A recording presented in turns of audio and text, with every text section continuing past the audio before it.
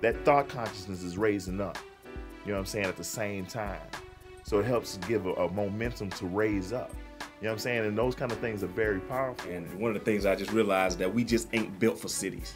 You know, just the way that we're culturally put together, we ain't built for cities.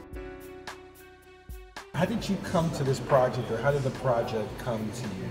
For the past, I guess, 5 or 6, maybe 7 years or so, I've really been concerned with the plight of Black male death across the country. And I felt like communities were becoming desensitized to that. I think one of the main things that has stood out for me is strength. Even the divine presence of, or the lack thereof.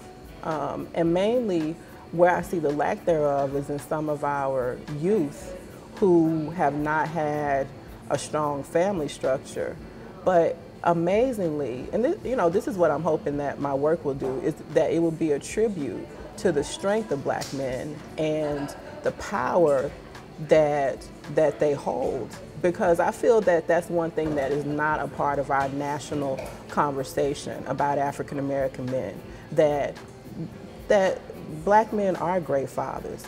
They are dynamic husbands. They are dynamic brothers and friends and contributors to our communities. So in many ways, I'm not trying to respond to just the hopelessness, but the hope that still remains in our communities.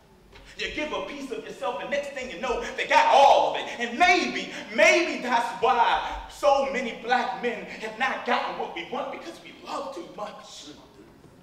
We love too deep, too wide, too thick. And though no one will ever give us the benefit of love in that way, maybe that's why it's so hard to have that kind of love. And still, it's not enough. I think Tamika's done a fabulous job, and you know, she's a brilliant writer, and she's very observant. And I think her actually going out into the field, into the community, and getting an opportunity to sit and listen to these men speak, and you know, look at their mannerisms and the way that they communicate with each other has been translated really well into the script. Mr. Director, where should we start? Should we start with from the top? I actually took notes on everybody. That's good. Okay. That's great. I took mental notes. You did? Yeah. So your mental with my written come up with something. Yeah. The way I approach it is I try to envision myself as an audience member. So I like to sit out here, you know, and try to view them first and foremost as an audience member. And does that person sound realistic? Am I buying the story, this person telling the story? Am I being moved by what they're saying without little extra stuff, without any costumes, without any, you know, props, without any set pieces or background? I like Jonas. I like Jonas's bill. I think it worked fine. I like that very well. Yeah. He is very, he's so eloquent. Yeah. You know, and he has this mastery of a seasoned man who's looking back over his life. He loves the feel of clay in his hand. Yielding and stubborn like a woman who stands toe-to-toe with you, even if she just comes up to here in the chest. How about the young Bill? Well, I haven't seen anybody who looks like they can do that in this process yet. Right. So I can see Carter Redwood. At the Three Rivers Arts Festival, the white folks crowd around me, mesmerized by the way the water and earth move together in my hands. Like the jazz Mr. Ross, my teacher, plays sometimes while we work. Just like that, how the sounds lap over and around each other to form something whole. Is it me, or what I'm doing they can't believe? Is it me or my art on display?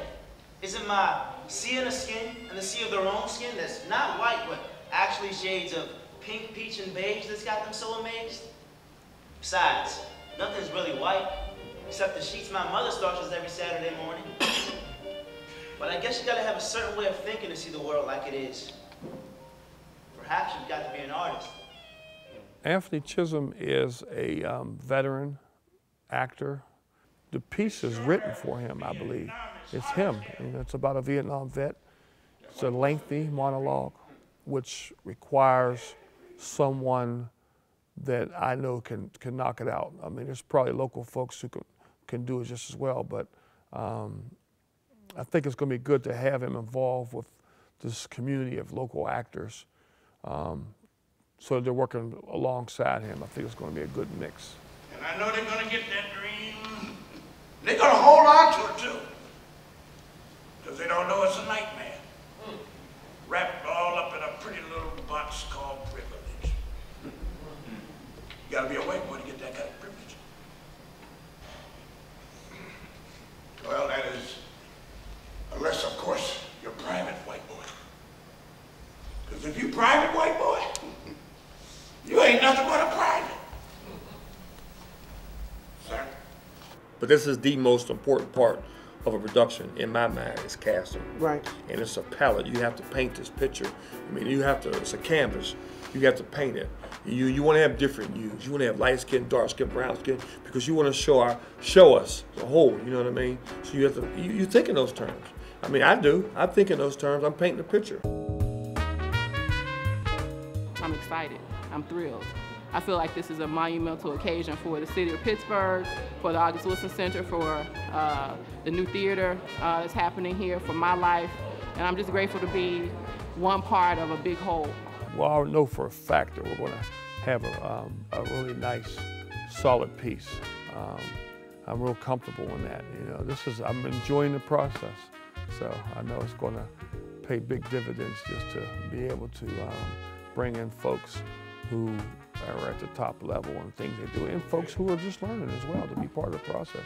It's going to be a nice community effort. Everybody in the green room and Q2, okay? Okay. All right? Cool in the game. So here I am, bellowing out to you all. I love you. I do. I will not be back.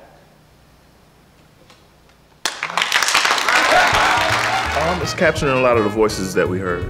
It's almost like seeing the interviews and the story circles kind of compiled into a play. So I guess that was the point of it, or the objective. So I think they captured it. I am. Wow. That was amazing. Where did that come from? What inspired that? From us. It comes from us. Whether I met you or not, you're all inspiration. Well, I hope that the outcome is that people realize that the key to this thing is communicating to each other. Because that was the whole point of this, that I see of it, of the project and of the play itself, is talking about the communication that we're not giving to each other.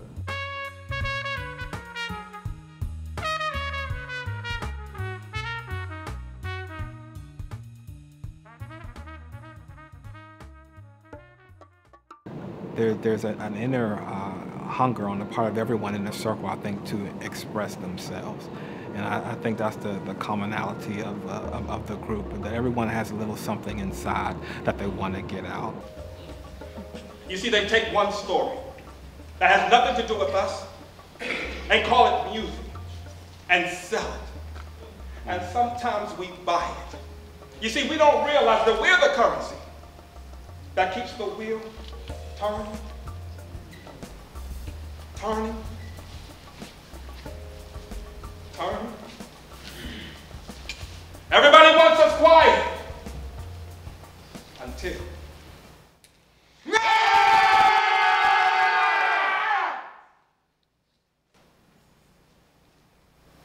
Then they'll listen.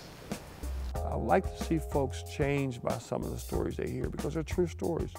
A lot of them are true stories, and I want the folks who come to see the show that were in those story circles, who shared those stories, I want them to see that their lives matter, and the lives they live matter to be taken into the oral tradition that we kind of lost along the way in our experience here in this continent.